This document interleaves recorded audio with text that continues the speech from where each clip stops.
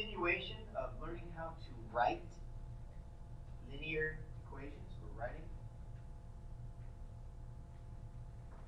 linear equations. Now, specifically on questions 1 through 4, I wanted things to be in y equals mx plus b form. But on 1 through 4, let me see, in bold it says what? It says state the slope and the y-intercept of the graph. So we're stating two things. We're stating the slope and the y-intercept of the graph. So if we were to do, say, problem number 1, is there a whole lot of steps for problem number 1? No. What do we have to do? I'm so confused. No. Why would you move the y? It's positive. Let's keep it y. I'm sorry. Mr. Mood, attempt to be professional. Take 2. Okay. Is there something we could possibly do without moving the y? We're not going to move the 0. 0 stays right where it is. Move the negative? Yes. Now, how would I get rid of this negative 2/3 of x? I'm so confused.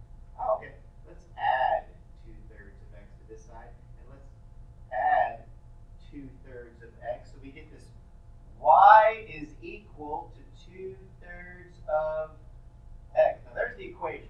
But that equation tells me two things. It tells me the slope, and it tells me the y-intercept. Now, I'm not going to tell you what the y-intercept. You see a number out there? What is it? 0. So listen, we know that our y-intercept, even though you can't see it, think of it as plus a whole lot of nothing. All right. Since we can't see it, we just say the y-intercept is at a 0. What's the slope? 2/3. That's what I want your answers to be on 1 through 4. Tell me to state the slope and state the y-intercept. Number 3 is pretty close. We're trying to get it to what? Y equals. All right. Man, we would totally be done right now if our slope-intercept form was 7y equals mx plus b. But it's not 7y. It's just 1. So what do you do, Ariel, to solve this? I divided everything by 7. That's a good answer. And then I got y equals 4 over 7. So she got y equals 4 over 7x minus a 1, because 7 divided by 7 right there is a 1. And once again, what does that give us? That gives us two important pieces of information. This part here and that part right there. So I'm going to say m equals something, b equals something. So what's our slope equal to? 4%. And what's our y-intercept? All right. So let's say you weren't a person that was able to attend school today, like, I don't know, Jacob. This would be a good place to go figure that out. Not that would call them out in front of everybody. Just so you know, Jacob, it's just not the same without you, man. Hope you're okay. Hope you're having a fun day off on your Monday. We're all here at work. We don't know where you are. All right, so this one, Jordan, it says what? Write an equation in what?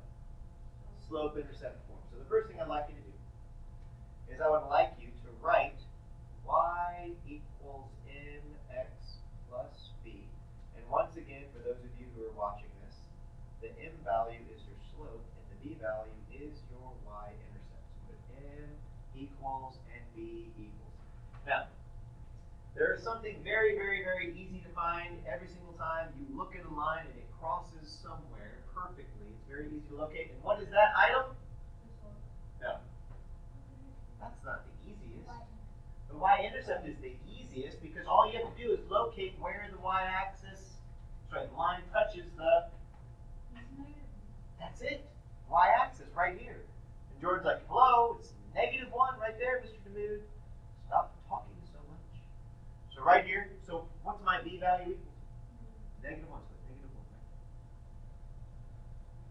there. The next thing we have to do is we have to interpret the slope. So I'd like you to do, all right? I'm going to make my line a little bit bigger.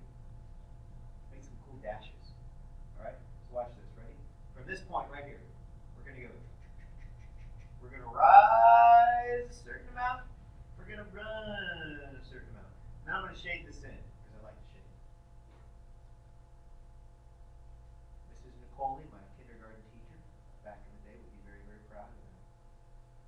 Shading everything inside the lines. Okay? Inside the lines. She would hate it if I did this. That'd be bad. There we go. Now, right here for your slope, could you please write the rise over the run? And the first thing I always want you to recognize before you start just plugging in numbers, ask yourself, is this a positive or a negative slope? Positive. Because it goes up from left to right. So from left to right, it's going up. So we're going to say positive. We know it's going to be positive. How much is it going up? 6. So count the squares. 1, 2, 3, 4, 5, 6 squares. So that 6 squares represents the rise. And how many squares represent the run?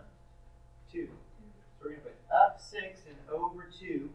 And 6 divided by 2 becomes 3 over 1. You're right. Which is just a 3. Good.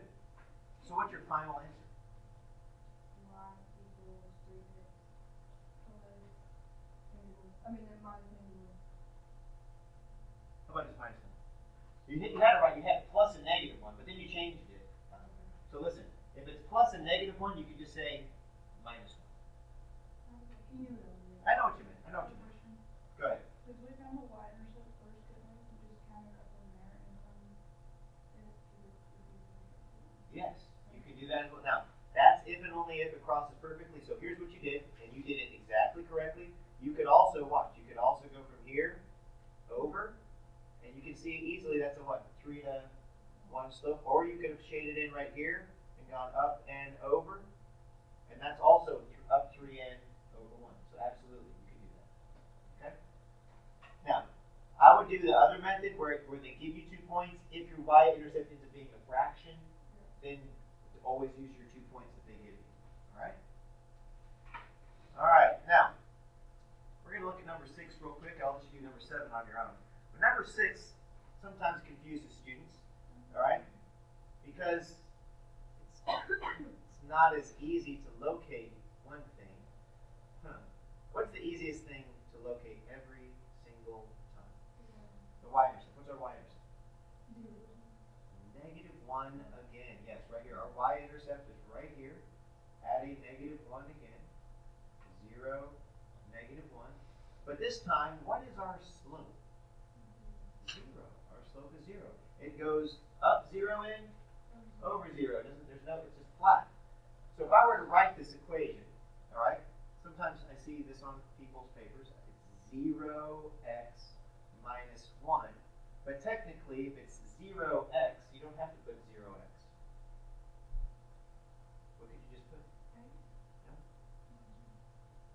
Y equals a negative 1.